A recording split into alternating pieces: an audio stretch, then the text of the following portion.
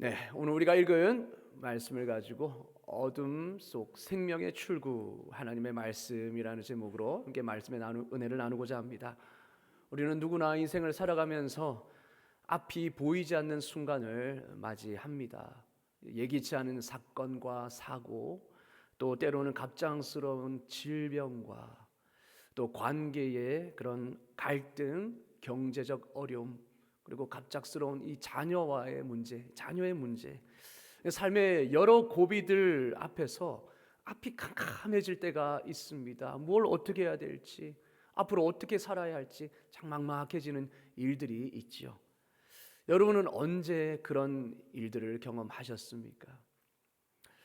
건강이 무너질 때, 그리고 관계가 깨어졌을 때에, 그리고 앞이 불투명할 때에, 미래가 불투명할 때에 우리는 모두 이러한 앞이 캄캄해지는 경험을 합니다. 너무 어두워서 내가 갈 수는 있을까? 탈출구는 있을까? 라는 이 생각에 사로잡힐 때가 있죠. 그때 오늘 시편 기자는 이렇게 말씀합니다. 주의 말씀은 내 발의 등이요 내 길의 빛이니이다. 아멘. 캄캄할 때, 아무것도 보이지 않을 때 그 말씀이 내 발을 비추는 등이 되고 내 길을 비추는 빛이 된다라는 고백입니다. 여러분, 오늘 우리는 이 말씀을 통하여서 인생의 위기 앞에서 무엇을 붙잡아야 할지를 우리가 한번 살펴보기를 원합니다. 첫 번째, 우리는 나 자신의 정체성을 발견하는 그런 데 어려움을 많이 느낍니다. 사실 정체성을 잘 알지 못하고 내가 누구인가, 나는 앞으로 무엇을 위해 살아야 하는가에 대한 명확한 정체성이 없다면 우리의 인생은 어두운 길과도 같습니다. 방향도 알 수 없고, 그렇죠. 방향을 잃어버린, 길을 잃어버린 삶과 같다라는 겁니다. 그래서 우리는 말씀 안에서 자신의 정체성을 발견해야 합니다. 오늘 많은 사람들이 자신의 정체성을 발견하고 규정하는데 어려움을 겪고 있습니다. 세상은 끊임없이 너는 이런 모습이야 해, 너는 이렇게 살아야 해 라고 그렇게 요구합니다.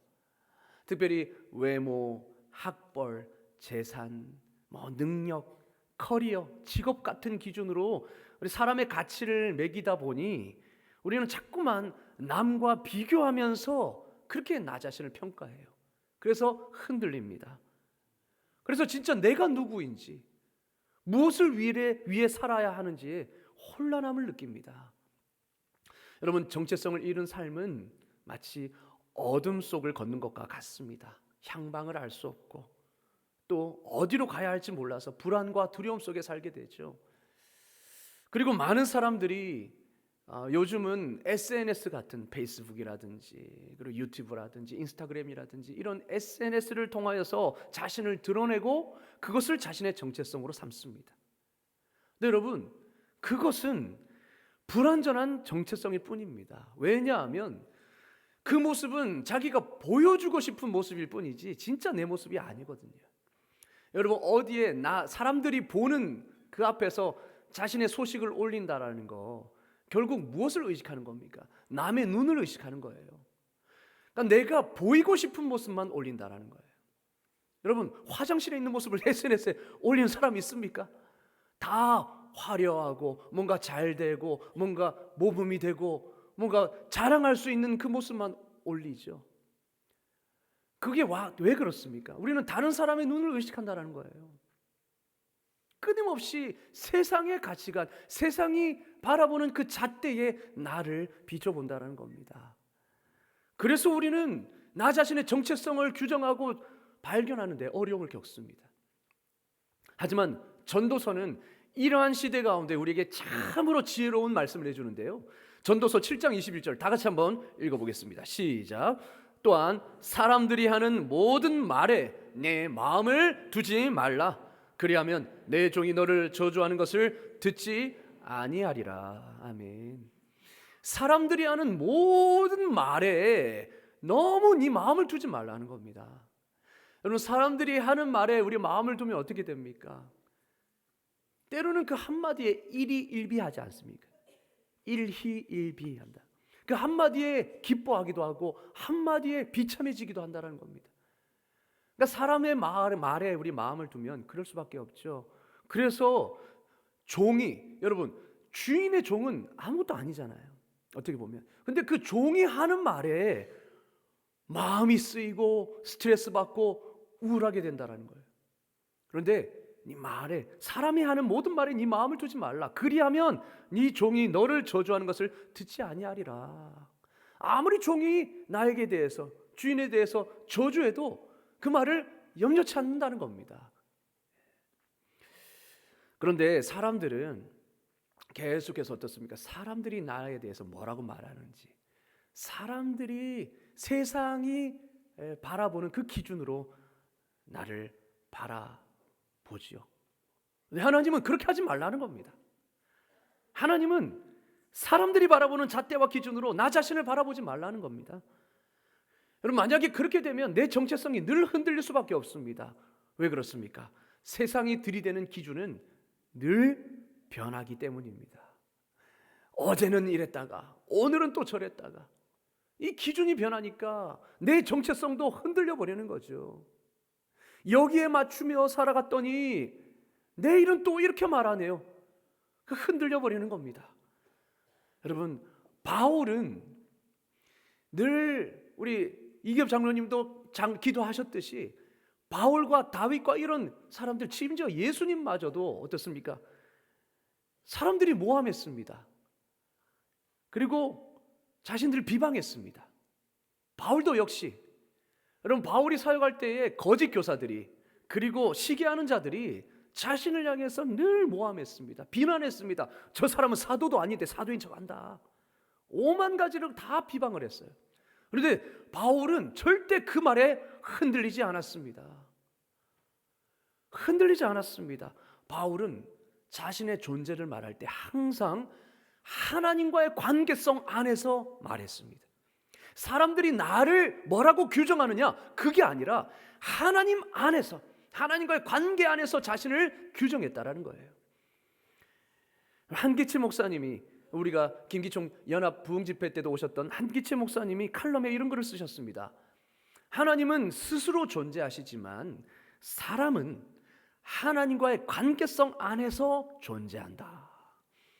하나님은 누구의 도움도 필요 없는 스스로 존재하시는 하나님이십니다. 그런데 우리는 어떻습니까? 스스로 설 수 없는 연약한 존재라는 거예요. 하나님이 그렇게 우리를 창조하실 때에 하나님과의 관계 안에서만 설 수 있도록, 자신을 발견할 수 있도록, 그리고 기쁨과 만족을 누릴 수 있도록 창조하셨습니다.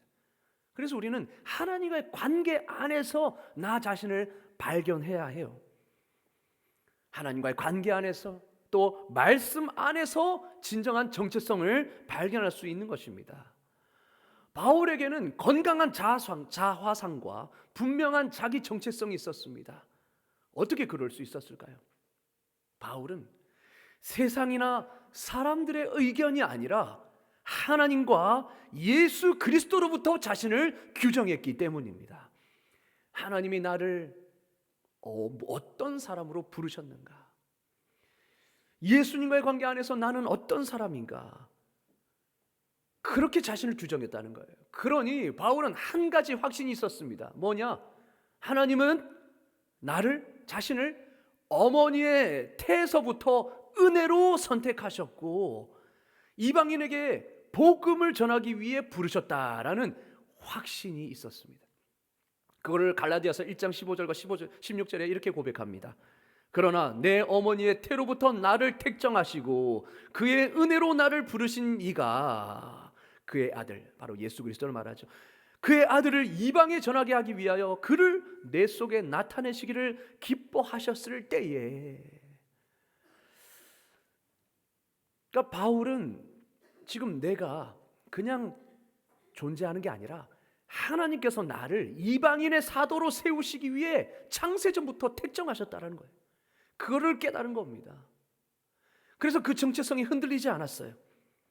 그것을 깨달았을 때에, 그때에 우리가 읽지는 않았지만 뒤에 보면 어떤 말이 있냐면 16절 하반절에 내가 곧 혈육과 의논하지 아니하고, 혈육은 바로 사람을 말합니다.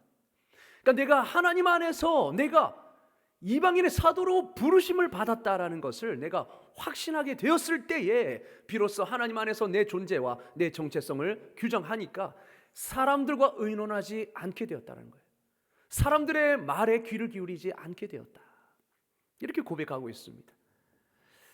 그럼 바울은 자신을 규정할 때에 세상의 평가가 아니라 오직 하나님과의 관계 안에서 자신을 규정했습니다. 그래서 흔들리지 않는 정체성과 사명을 가질 수 있었던 것이죠. 아무리 바울의 그 사도직을 자꾸 흔들어도 그는 흔들리지 않았습니다. 왜냐? 하나님과의 관계 안에서 정체성을 분명히 확립했으니까. 여러분, 말씀은 하나님과의 관계를 바로 정립하게 합니다. 말씀에 내가 누구인지가 분명하게 나와 있습니다. 여러분, 일 앤더슨이 지은 내가 누구인지 이제 알았습니다 라는 책을 꼭 사서 보시기 바랍니다. 성경 안에서 나의 정체성을 확립하고 싶으신 분들은 일 앤더슨이 지은 내가 누구인지 이제 알았습니다 라는 책을 꼭 사서 보시기 바랍니다. 일부 때는 좀 받아 적으시는 분이 계시던데 없으시나요? 나중에 동영상 돌려보실 거죠? 꼭 필요합니다. 왜냐하면 여러분, 우리가 세상이 규정한 나 자신에 대해서 그 틀 안에 내가 갇혀서 나 자신을 계속 그렇게 보고 있었다는 거예요. 그러나 성경이 말씀하는 나에 대해서 뭐라고 말씀하시는지 보시면 깜짝 놀라실 겁니다. 성경은 우리를 뭐라고 말하고 있는지 아십니까? 너희는 세상의 빛이라, 너희는 세상의 소금이라 말합니다. 너희는 없어서는 안 될 존귀한 존재라고 말합니다.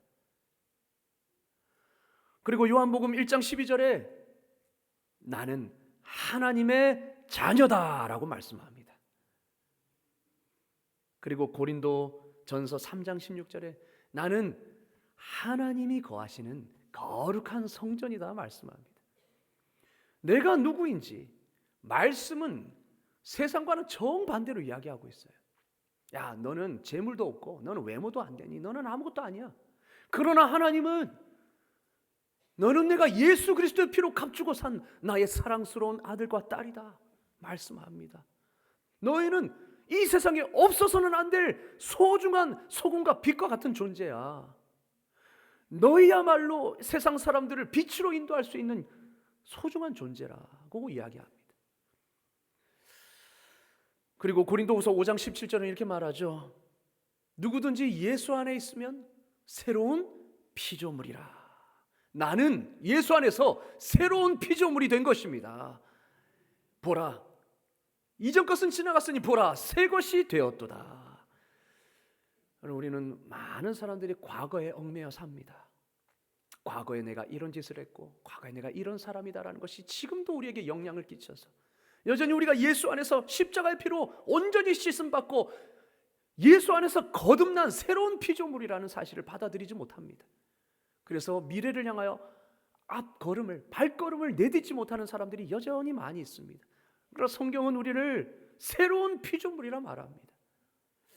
여러분, 이렇게 성경은 내가 누구인지 하나님 안에서 우리를 다시 발견하게 하고 또 하나님과의 관계 안에서 내가 어떤 사명을 받았는지, 내가 어떤 삶을 살아야 하는지, 세상의 소금과 빛으로 살아야 할 그 존재, 거룩하게 살아야 할 존재, 구별되게 살아야 할 존재, 여러분 왜 어떻게 살아야 되는지를 분명히 보여주고 있다는 사실입니다. 그런데 우리는 이 말씀을 바라보지 않고 계속해서 세상이 가져다주는 그 기준으로 나 자신을 업그레이드 하려고 하고 나 자신의 정체성을 규정하려고 하지 않습니까?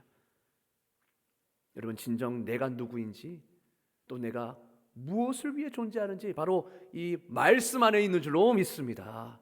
말씀을 붙잡으십시오. 말씀 안에서 우리의 정체성을 발견해야 하는 것입니다. 말씀을 묵상할 때에 우리는 세상의 기준, 사람의 말로가 아니라 바로 하나님의 기준으로 나 자신을 바라보게 되는 것입니다.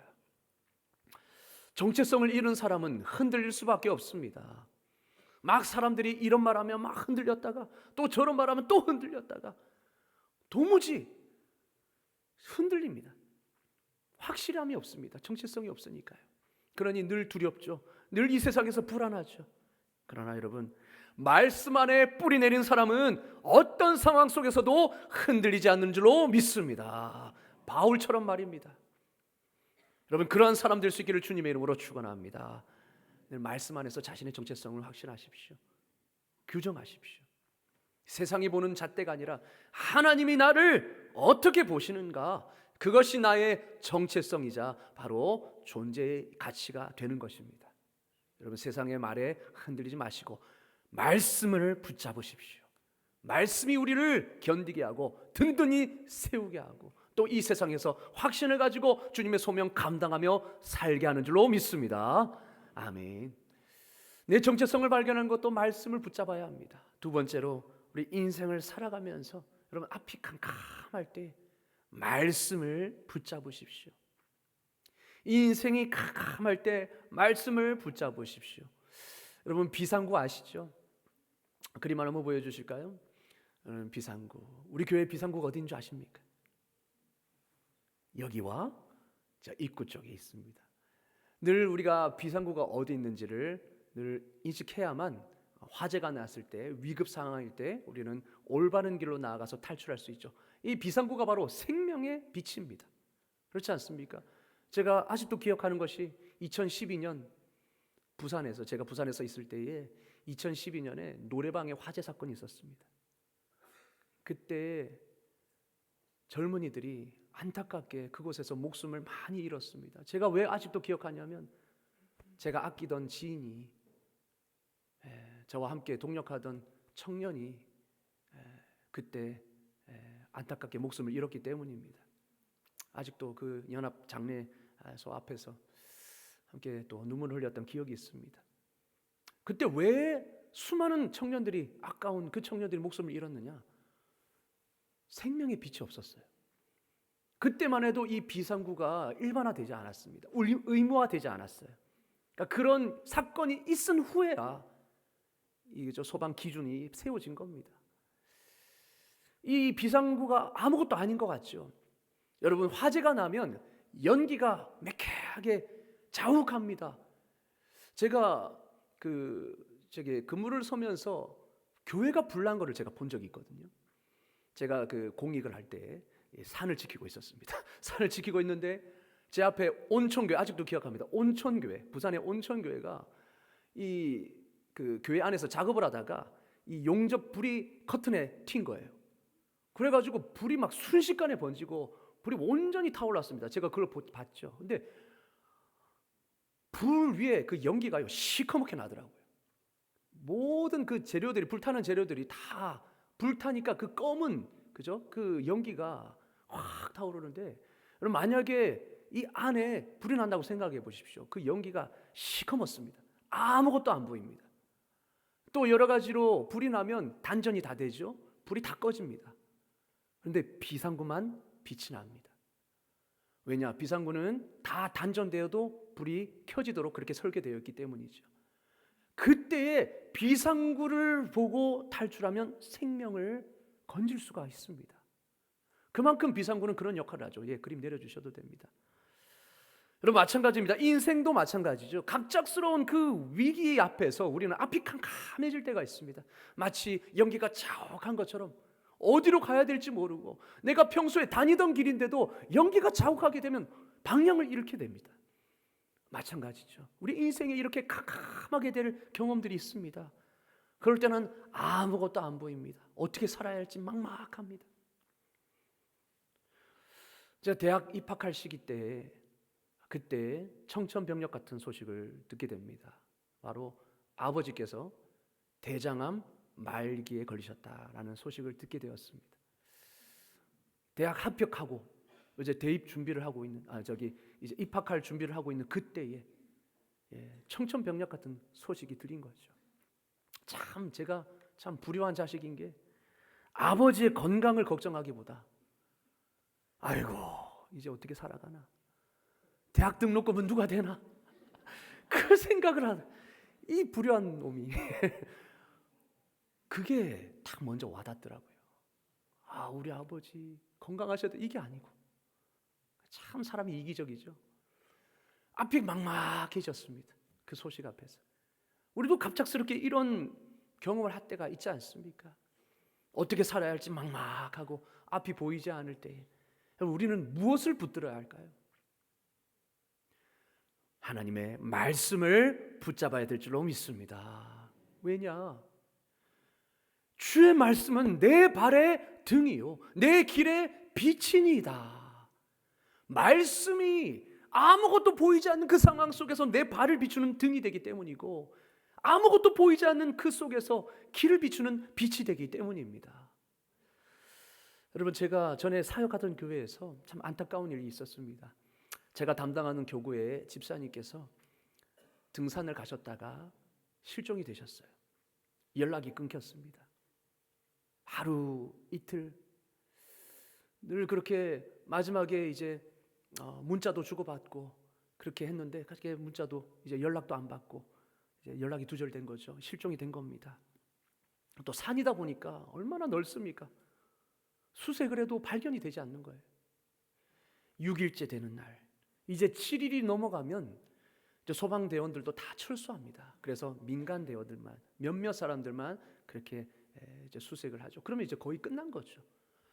근데 7일째 되는 날 다행히도 발견이 되었습니다. 결국 숨진 채로 발견이 되셨어요. 그 아내 권사님의 심정은 한마디로 절망이었습니다. 그동안 그래도 신락 같은 희망이 있었어요.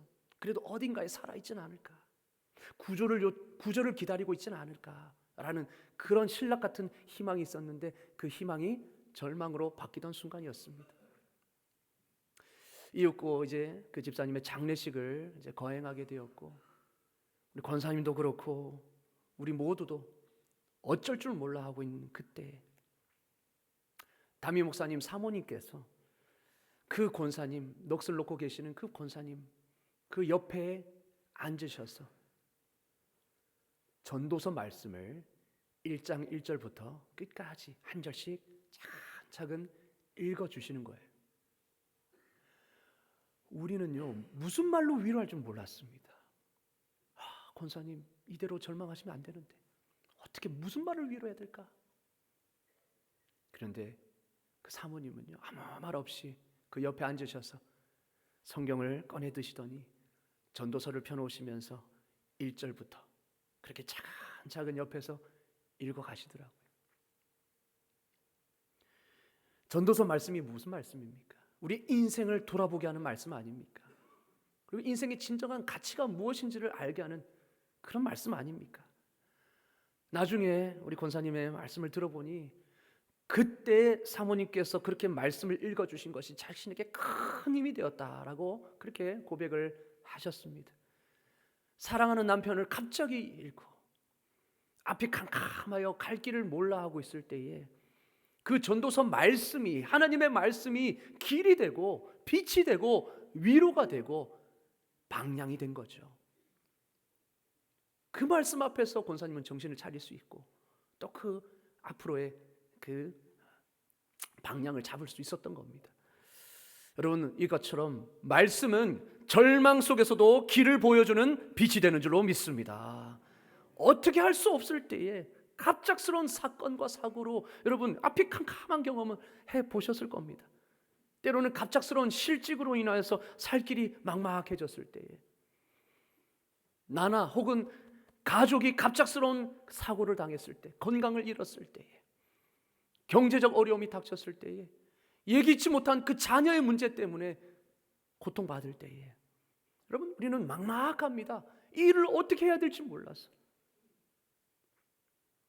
그때 우리는 무엇을 붙잡아야 합니까? 무엇을 붙잡아야 합니까? 여러분, 내 발의 등이 되고 내 길의 빛이 되는 하나님의 말씀을 붙잡을 수 있기를 주님의 이름으로 축원합니다. 아멘. 말씀을 붙잡고 그 말씀 붙잡고 길을 가다 보면, 따라가다 보면 길이 나옵니다. 탈출구가 보이는 것입니다. 여러분, 저 역시도 사역의 공백기를 경험한 적이 있습니다. 담임을 이제 준비하면서, 담임을 준비하기 위해서는 사임을 해야 되는 상황이었고, 그리고 트라이 했던 그 교회는 결국 안 되는 것으로 결정이 나고 저 갈 사역지가 없이 그렇게 사임을 했죠. 그래서 사역의 공백기를 경험했습니다. 경험할 수밖에 없었습니다. 근데 어떻게 보면 목사에게 있어서 경력 단절은 굉장히 치명적일 수 있거든요. 그때 앞이 캄캄했습니다. 어떻게 해야 되나. 계속 지원하는 것은 잘 안 되고 그런 어려운 가운데 있을 때 막막했습니다. 기도를 해야 되겠는데 기도할 장소가 없는 거예요.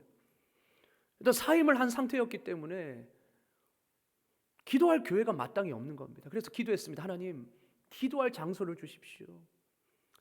집 앞에 있는 교회를 나가보기도 했는데요, 거기는 고신측이었어요. 새벽 기도를 너무 조용히 하시는 거예요. 그래서 조금 이렇게 뜨겁게 기도하려고 하면 다 이게 뭔가 불편한 그런 교회였습니다. 그래서 갈 데도 없죠. 기도할 장소를 달라고 기도했습니다. 그동안 기도가 막힌 거죠. 그러다가 주일 예배를 이곳저곳 돌아다니면서 대전의 한빛교회라는 곳에 이제 드렸는데 마침 내일부터 50일 특별 새벽 기도를 한다는 거예요. 50일. 그 교회는 50일 특별 새벽 기도입니다. 야, 성도님들은 아마 어떻게 하나 아마 그랬을 것 같아요. 그런데요, 저에게는요 기도 응답이었습니다. 하나님, 기도의 장소를 달라고 했는데 하나님 응답해 주셨네요. 50일 전혀 두렵지 않았습니다. 오히려 기뻤습니다. 하나님, 아내와 함께 약속했습니다. 완주하겠습니다. 그렇게 갖는 첫날부터 하나님은 은혜를 부어주시더라고요. 마치 내가 너를 기도의 자리로 오기를 기다렸다라는 듯이 기도의 자리에 딱 왔더니 하나님께서 첫날부터 은혜를 부어주시는데 그 말씀 붙잡고 열심히 기도하기 시작했습니다. 앞이 보이지 않는 막막한 상황 속에서. 그러다가 우리 김천 제일교회, 우리 교회에 지원을 하고 이제서야 말씀드릴 수 있지만 면접 준비를 하는데 묵상을 하면서 이제 큐티 말씀 묵상을 하면서 하나님께서 느헤미야 1장 11절 말씀을 주시더라고요. 그 말씀이 무엇이었냐? 주여 구하오니 귀를 기울이사 종의 기도와 주의 이름을 경외하기를 기뻐하는 종들의 기도를 들으시고 오늘 종이 형통하여 이 사람들 앞에서 은혜를 입게 하옵소서 하였나니. 이 말씀이 딱 주어졌습니다. 주님이 주신 말씀이죠. 이 말씀 붙들고 기도했습니다. 하나님, 오늘 종이 형통하여 이 사람들 앞에서 은혜를 입게 하옵소서. 저는 부족하니 하나님의 은혜가 임하지 않으면 저는 할 수 없습니다. 그런데요, 면접 보는데 진짜 하나님의 은혜가 임했습니다. 진짜 하나님의 은혜가 임했습니다. 이제 면접을 질문에 대한 대답을 다 마치고 그런데 사실 그 이후에 질문을 하실 필요가 없는데 한 분께서 추가 질문을 하셨어요. 근데 그것도 제 아내한테 할 필요가 없는 질문이었지만 그렇게 그 질문을 해 주셨습니다. 그 질문이 지금 어렴풋이 떠오르는데요. 사역지가 없어서 그렇게 막막하셨을 때 어떻게 살아가셨습니까? 어떻게 견뎌내셨습니까? 이렇게 물으셨어요. 그때 제 아내가 대답하면서 정말 그 가운데 하나님께서 까마귀의 은혜를 주셨거든요. 까마귀 엘리야가 그죠? 시내 산에서 그 로뎀 나무 아래에서 죽기를 바랬을 때 하나님께서 까마귀를 통해서 먹을 거 주시고 그죠? 입을 거 주셨지 않습니까? 그 까마귀에 먹이시고 입히시는 은혜가 저희에게도 임했거든요.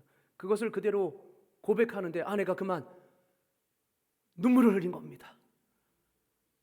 근데 여러분, 여자의 눈물은 어떻습니까? 여자의 눈물은 마음을 움직이지 않습니까? 아내가 사실은 힘들어서 흘린 눈물이기보다는 하나님이 주신 그 은혜에 감격해서 흘린 눈물인데 그 눈물로 통하여서 많은 은혜를 제가 그 청빙위원분들 앞에서 입었던 거죠. 그러니까 하나님의 말씀대로 그대로 응답된 겁니다. 그리고 또 공개 설교를 준비하면서 주님께서는 어떤 말씀을 주셨느냐면 사무엘상 3장 19절 20절 말씀을 주셨습니다. 그 말씀이 이 말씀입니다. 사무엘이 자라매 여호와께서 그와 함께 계셔서 그의 말이 하나도 땅에 떨어지지 않게 하시니 단에서부터 브엘세발까지의 온 이스라엘이 사무엘은 여호와의 선지자로 세우심을 입은 줄을 알았더라. 저는 이 말씀을 붙들고 기도했습니다. 하나님, 제가 전하는 말씀이 하나도 땅에 떨어지지 아니하고 성도님들에게 살아 역사하게 해달라고. 그래서 이 말씀을 통해, 그 말씀을 통해 성도님들이 하나님께서 저와 함께 하심을 보게 해달라고 그 말씀 그대로 붙잡고 기도했습니다. 물론 어떠한 일들이 과정이 많았겠죠. 그러나 그 가운데 하나님께서는 이 말씀대로 그대로 응답해 주셨습니다. 그래서 제가 이 자리에 있을 수 있는 거 아니겠습니까? 저는 왜 이런 말씀을 드리냐면, 저는 앞이 캄캄했을 때 어떻게 해야 될지 모르는 그 상황 속에서 주님이 말씀으로 저를 인도하셨어요. 때마다 필요한 말씀을 주시고 저는 그 말씀 붙잡고 기도하면서 그 말씀이 가라는 대로 가고 그 말씀 붙들고 한 발자국 한 발자국 갔더니 하나님이 뜻하신 자리에 저를 세워주셨다는 겁니다. 저는 그 은혜를 잊을 수가 없습니다. 제가 잘나서 저기는 여기에 왔다고 생각하지 않습니다. 오직 하나님께서 말씀으로 저를 세밀하게 인도하여 주셨고 저는 그 말씀 따라 붙들고 왔더니 여기에 와 있는 것이죠. 하나님이 뜻하신 자리라고 저는 믿습니다. 사랑하는 성도 여러분, 인생의 위기 앞에서 여러분 무엇을 붙잡으시겠습니까? 말씀을 붙잡고 따라가면 길이 보이고 탈출구가 보일 줄로 믿습니다. 여러분, 하나님의 음성은 고난 가운데 더 선명하게 들리는 것입니다. 하나님의 말씀은 고난 가운데 더 선명하게 보이는 것입니다. 마치 비상구도 평소에 밝을 때는 눈에 잘 띄지 않다가 깜깜하고 그럴 때 유독 빛이 나는 것처럼 하나님의 말씀이 바로 그렇다는 거죠. 위기와 고난 앞에서 더 명확하게 들리고 선명하게 보입니다. 여러분, 예기치 못한 그 고난 앞에서, 인생의 캄캄한 인생 앞에서 말씀을 붙잡으시는 모든 성도님들 되시기를 주님의 이름으로 축원합니다. 아멘. 여러분, 다른 것 붙잡지 마십시오. 다른 것 붙잡지 말고 말씀 붙잡고 사시기를 소망합니다. 어떤 사람은 불안한 그 위기 앞에서, 앞에 캄캄한 속에서 점을 보러 갑니다. 여러분, 믿는 사람도 점을 보러 갑니다. 타로를 봅니다. 심심풀이라고 하지만 은근히 그 마음속에 한번 봐볼까? 또 신문에 보면 여러분 오늘의 운세 웃으시는 분은 한번 보시는 거 아닙니까? 예, 그런 것들을 우리가 처음에는 아무렇지도 않을 때는요 하잖아요. 근데 정말 캄캄할 때, 인생의 위기 앞에서 뭔가 지푸라기라도 잡고 싶은 그 심정에 그 말이요 혹하는 겁니다. 그런데 여러분 기억하십시오. 하나님께서 가장 가증스럽게 여기시는 죄 중에 하나가 바로 점치는 겁니다. 점치는 겁니다. 왜 그렇습니까? 어리석은 행동이니까요. 어떻게 자신의 인생을 한낱 그 사람의 말, 거짓 영의 그 말에 내 인생을 도박을 겁니까? 그건 어리석은 행동입니다. 그렇기 때문에 하나님은 가증스럽게 여기신다. 하나님의 말씀이 버젓이 있는데, 우리 발에 등이 되고 길에 빛이 되신 말씀이 버젓이 있는데 왜 우리는 다른 데 가서 기웃기웃하느냐 하는 거죠. 때로는 돈을, 때로는 내 지식과 경험을 붙잡은 사람도 있습니다. 그러나 여러분, 그것은 한계가 있는 것입니다. 성경은 분명히 말씀하고 있습니다. 풀은 마르고 꽃은 시드나 우리 하나님의 말씀은 영원히 서리라. 할렐루야, 아멘. 우리 하나님의 말씀은 절대 시들지도 않고 변하지도 않는 것입니다. 예수님께서도 광야의 시험 속에서 사람이 떡으로만 살 것이 아니요 하나님의 입으로부터 나오는 모든 말씀으로 살 것이니라 말씀해 주셨습니다. 그런 말씀은 우리 삶의 단순한 위로 정도가 아니라 삶을 지탱하는 양식입니다. 따라서 우리는 매일의 삶 속에서 말씀을 붙잡는 훈련을 해야 합니다. 여러분, 제가 그 말씀을 어떻게 받았겠습니까? 그냥 얻어 걸리는 말씀이었을까요? 탁 펴니까 탁 말씀이 이거는 점과 다를 바가 없지 않습니까? 여러분, 늘 말씀을 묵상하는 큐티를 습관하십시오. 아침에 하루를 시작할 때 말씀을 붙잡으십시오. 그래서 제가 큐티집 강조하지 않습니까? 날마다 솟는 샘물이라는 이 큐티집, 그것을 통하여서 하루하루 주님의 말씀을 묵상할 때에 우리는 거기서 하나님의 음성과 하나님의 말씀을 발견할 수 있는 것입니다. 그리고 여러분, 중요한 결정을 앞두고 말씀을 붙잡으십시오. 또한 두려움과 불안이 몰려올 때 다른 것이 아니라 말씀을 붙잡으십시오. 여러분, 그 말씀을 붙잡고 그 말씀에 순종하며 발걸음을 따를 때에 주님께서는 반드시 길을 열어주실 줄로 믿습니다. 우리를 생명의 길로 인도하실 줄로 믿습니다. 기도하겠습니다. 하나님 아버지, 오늘 말씀을 통하여서 우리가 인생의 어둠 속에서 붙잡아야 할 것은 말씀임을 깨닫게 하시니 감사합니다. 하나님, 인생의 길 앞에서 앞이 캄캄할 때에 주의 말씀이 우리의 발의 등이요 길의 빛이 됨을 믿습니다. 세상의 기준과 사람들의 말이 아니라 하나님의 말씀 안에서 우리의 정체성을 발견하게 하여 주시고 흔들리지 않는 믿음으로 살아가게 하여 주시옵소서. 삶의 위기와 고난 속에서도 다른 것 붙잡지 않고 오직 말씀을 붙잡게 하시며 그 말씀 따라 한 걸음 한 걸음 나아갈 때에 하나님께서 길을 열어주시고 생명의 출구를 보여주시옵소서. 우리의 삶이 말씀 위에 굳게 서서 끝까지 주님만 의지하며 살아가게 하여 주시옵소서. 예수 그리스도의 이름으로 기도드리옵나이다. 아멘.